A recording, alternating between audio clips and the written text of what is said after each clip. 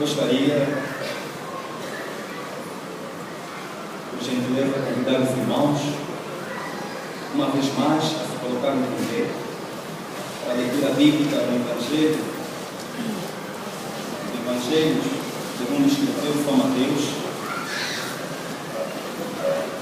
Evangelho segundo escreveu São Mateus, no seu capítulo de número 13, versos 31 a 32. Mateus 13, 31 até o versos 32. Se já encontramos, sejamos testemunhas. Diz assim a palavra do Senhor.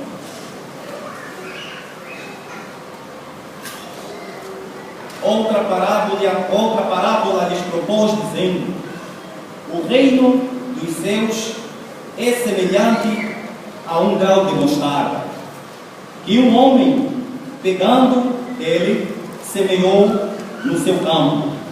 Repito, outra parábola lhes propôs, dizendo: o reino de Deus é semelhante a um grão de mostarda, que um homem, pegando dele, semeou no seu campo, o qual é realmente a menor de todas as sementes, mas, crescendo, é a maior das plantas, e faz-se uma árvore, de sorte que venham as aves do céu e se aninham nos seus galhos.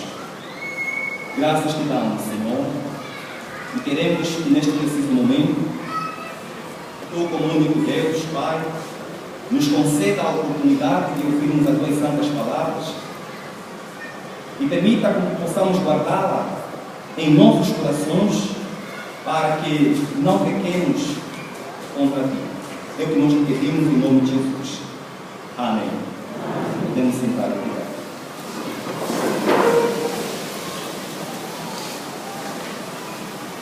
Eu quero agradecer a Deus pela oportunidade que Ele me concede por intermédio de nossos pastores, o reverendo Bernardo, a pastora Neuza.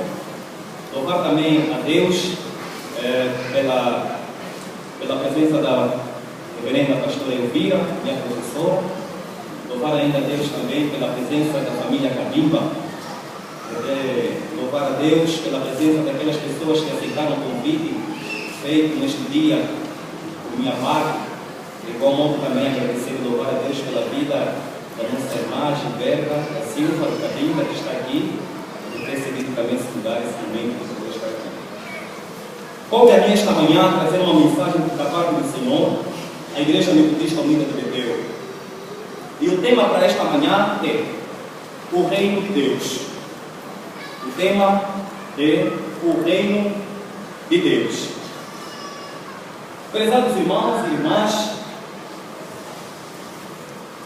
quando paramos para refletir dentro desta parábola, que ora fizemos a leitura bíblica, nós louvamos e agradecemos a Deus porque, independentemente de não percebermos o mistério que está por detrás desta parábola, fica difícil muitos de nós tentar perceber que mensagem há por aí para nós.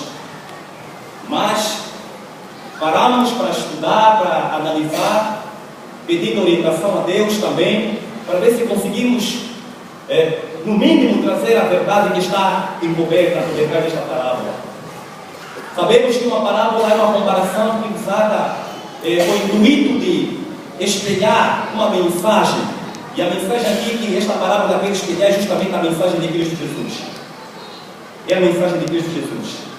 Prezados irmãos, a leitura bíblica que fizemos aqui em Mateus deixa dizer que o Evangelho de Mateus foi exatamente escrito por ele mesmo. Mateus, coletor de imposto, apelidado também de Levi. Este Mateus, prezados irmãos, ele também tinha a cidadania de judeu. Era um judeu na época, mas era um judeu que abandonou as suas raízes para poder se juntar ao exército romano. O Mateus estava servindo naquela época os romanos como coletor de impostos, mas a Bíblia nos fala que toda pessoa que um dia esteve dentro da casa do Senhor e se afasta, o nosso Deus ou vai à busca dele pelo anzol, segundo Isaías faz referência, ou vai à busca dele com a rede e traz ele de volta. E Jesus, quando passava justamente pelaquela cidade, observou que este homem era uma ovelha da casa do Senhor, mas estava perdida. E precisava justamente então poder se encontrar e se reencontrar com o Senhor. E Jesus, como estava formando a sua equipa de discípulos que serviriam nesta terra a Deus, ele precisava equipar alguns deles, pessoas chamadas e convocadas. E Mateus não era diferente, justamente pertenceu a esta elite de pessoas chamadas e convocadas para poder servir ao Senhor. Prezados irmãos e irmãs, quando paro para observar e analisar, ressalta-me as minhas vistas de que esta parábola é de suma importância para nós falar dela. Porque não podemos falar de um reino sem poder perceber se de fato existe um rei governando dentro deste estado, dentro deste reino. E é bem verdade, meus irmãos, que o reino de Deus é na verdade o domínio de Deus sobre a terra. É na verdade o domínio de Deus sobre a terra. Mas quando olhamos também para observar o reino dos céus, paramos e entendemos que o reino dos céus não é nada mais que uma manifestação da graça e misericórdia de Deus, ou a chegada de Deus conosco aqui na terra, por meio da sua palavra.